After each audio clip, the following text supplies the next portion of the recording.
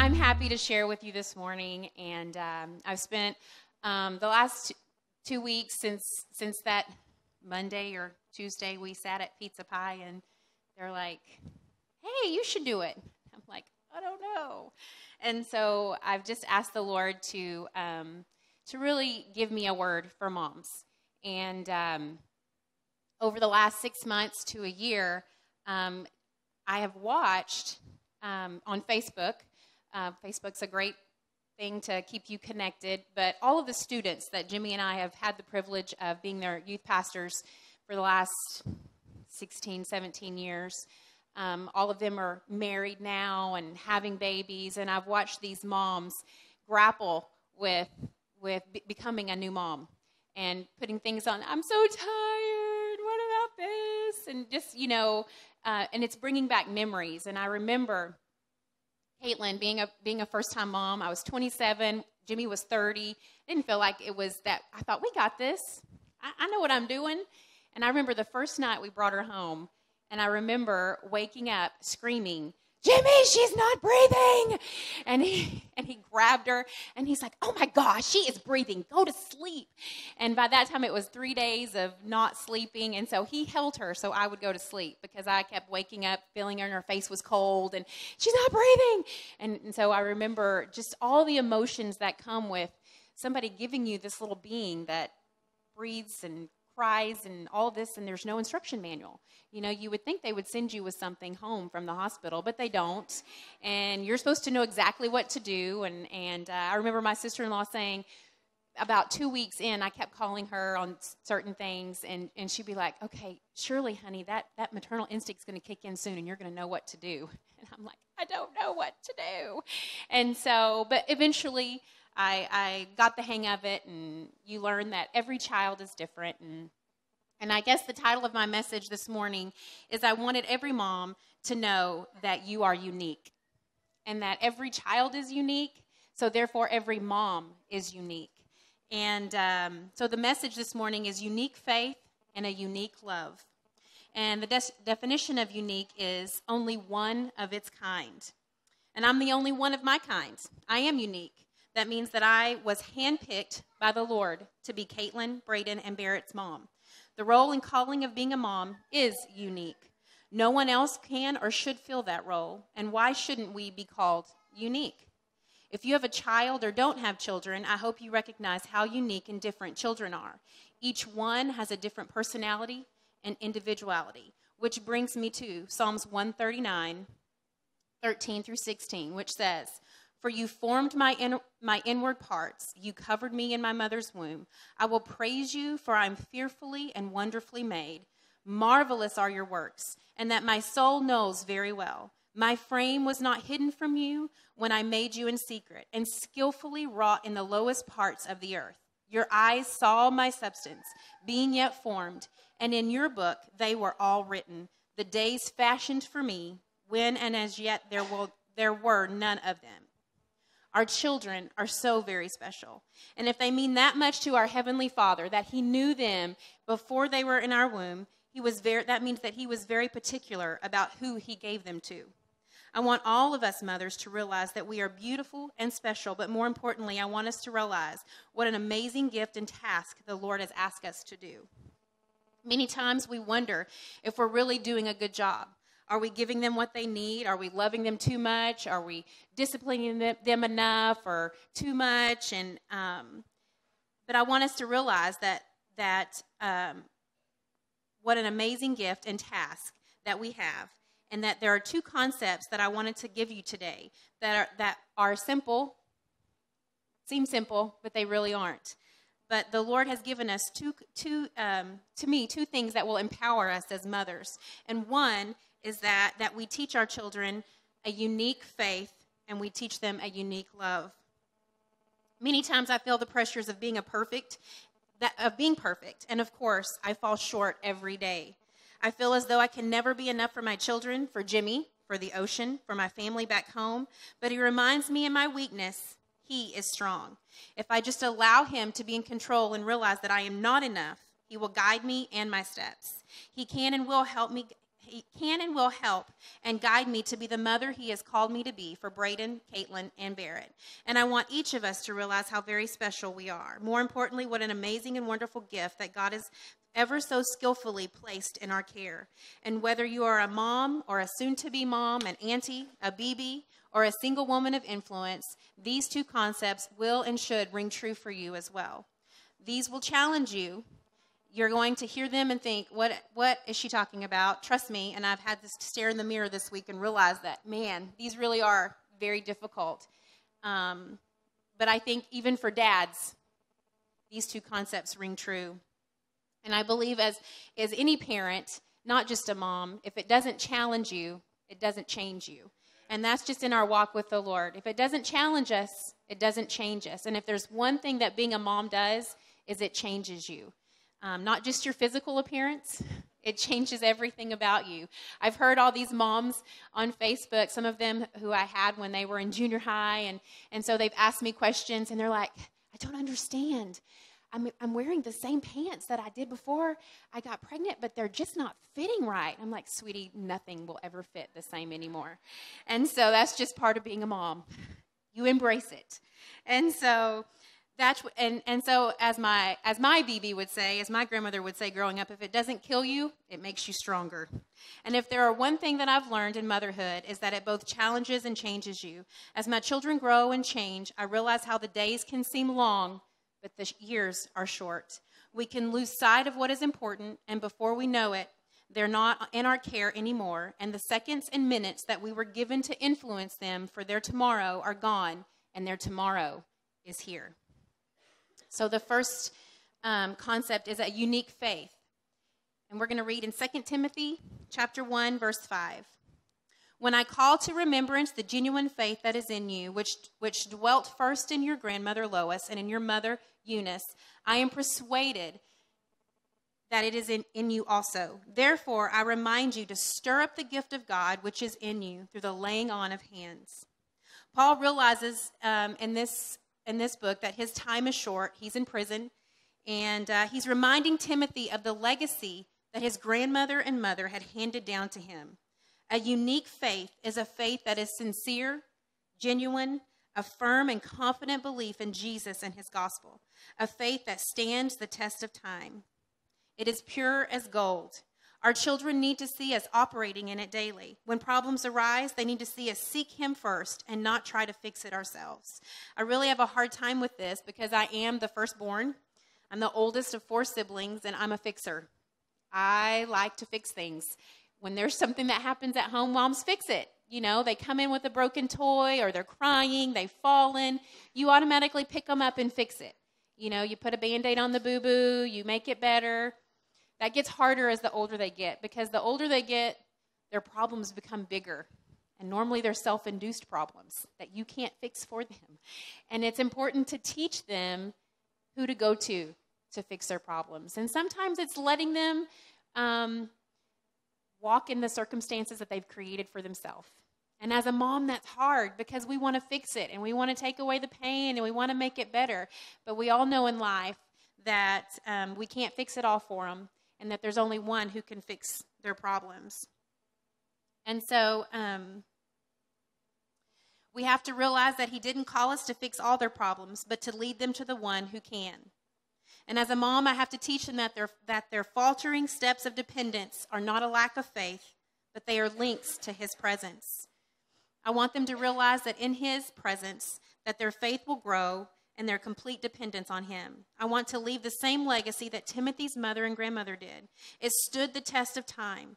Timothy did go on in spite of the inevitable persecution, the hardship, and it is evident that Timothy took those words spoken by Paul to heart, for he continued to faithfully minister for more than 30 years, even in his final breath was spent for the sake of the gospel.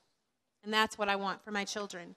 That's what I want them to be able to hold on to look past the problems that lies ahead and to have an unwavering faith in the one who created them, to be able to reflect back to our lives when they were under our care and use that as an anchor for their faith.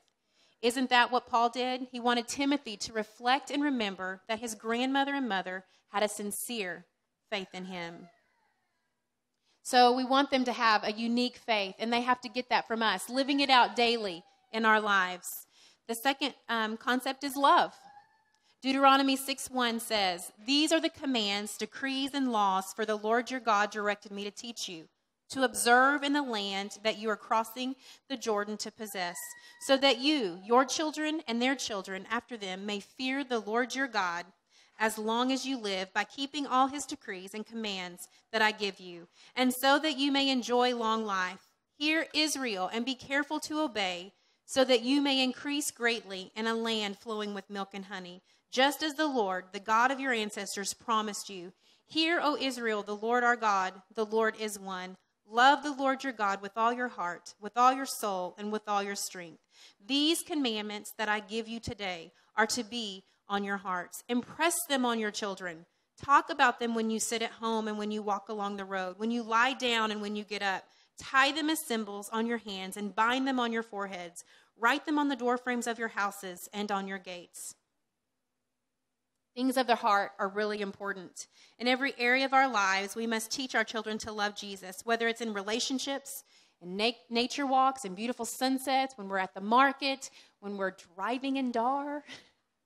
All of those times, it's important to teach them God's love and to love him and to love him fearlessly.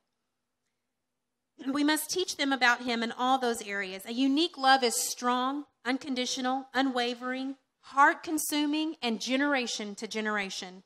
All of us are at different stages with our children and their ages. And at every stage of their life, diapers, preschool, primary, junior high, etc., there are different areas and levels of him that you teach. You shall love the Lord your God with all your heart, with all your soul, and with all your strength.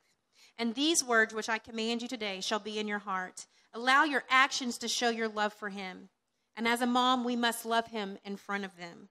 Let them see you praying and reading his word, committing your family to him. Let them see you depending on him in everything that you do.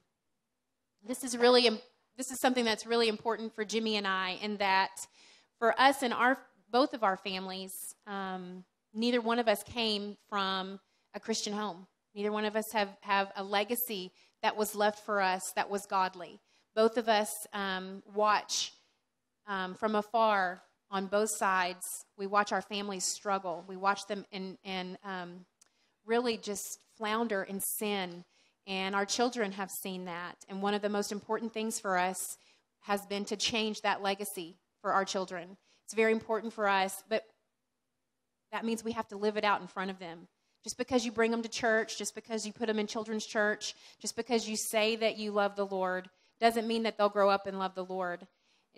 You have to show it to them. You have to give it to them. You have to demonstrate it. They have to see you having faith in him. They have to see you loving him. They have to see you reading your word. They have to see you praying. They have to see you when you're struggling in your own life. They're watching. Children learn by watching. Oh my goodness. The first 5 years of a child's life they will learn more in the first 5 years than they ever will at any other time in their life. And so they learn by watching you. It's very comical to me as a teacher. As 5-year-olds, they say all kinds of things. And so one of the schools I taught at was a very low-income school. And so you never knew what children were going to say. And so it would always be funny to me if I had little Billy or Jesus or whoever that was using quite colorful language. And so I might bring that to the mom or dad's attention if it got really out of control. And kids say things, and so you don't always bring it to a parent's, attention unless other parents are saying, my son's coming home saying this, that, Billy taught him this. And so you might have to address it. And it was always comical to me that in the words that they would choose all day long that were so colorful that the parents would say, I just don't know where they would hear that. And so you're like, they're 5. They don't get it off Disney. And so it's very common, because I know with our own children, some of the words we would say. One of the words that I had to watch myself when they were little was, and I don't even like to say it now, so I'm going to spell it, C-R-A-P. So, crap. So, yeah, so we called it C-rap. But, man, they would say that word. I'd be like, oh. And it's not quite as nice, coming out of your 5-year-old's mouth. And so I remember having to, you have to learn. But they hear and they watch you. What you do, they do. And if you demonstrate it and live it in front of them, if you're constant and your faith is active, if your love for the Lord is active, that means it's living and it's breathing and they see you doing it, then they're going to do it. And it's going to come natural to them. And it's like a habit, and it becomes part of who they are. And so it's not an easy task. Being a mom is messy. But if we allow God to strengthen our faith and love for him, it will affect our children and their children for generations to come. And that is what I want. I want to leave a lasting impression for my children that reaps eternal dividends and not worldly dividends. One of the things that I've heard many people say, there's only one thing you can take to heaven with you, and it's your children. You can't take the things you possess. You can't take your money. You can't take your high job. You can't take any of those things. The only thing you can take are your children. Your children and the souls that you influence every day, that's what you take with you. And it's important to give it all while you have the chance. When I think of motherhood, I often am drawn to the story of Esther. The story of Esther is one of purpose, a beautiful and developed faith, and an uncle who stepped in to establish in Esther an incredible love for the Lord. Esther was created for such a time as this. And somebody today, I felt the Lord woke me up in the middle of the night, about 2 a.m. one day this week, and this is there's a mom either in both services that need to hear this, a mom who's struggling. You're struggling with the question of, God, what is my purpose? What is my calling? What would you have me do?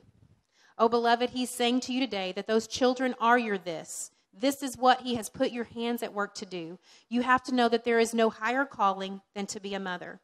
If he loved those children so much that he knit them in your womb, he wove them together, he has counted every hair on their precious little heads, do you not think that he cared about the vessel he would do it in? You are one of his own masterpieces, and he is creating and changing you into something that is beautiful.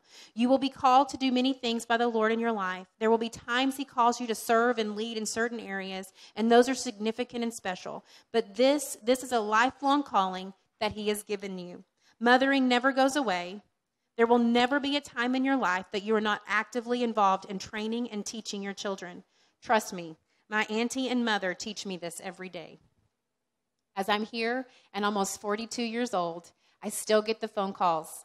If they know we're out driving around, I get a message on Facebook. Let me know, message me when you get home.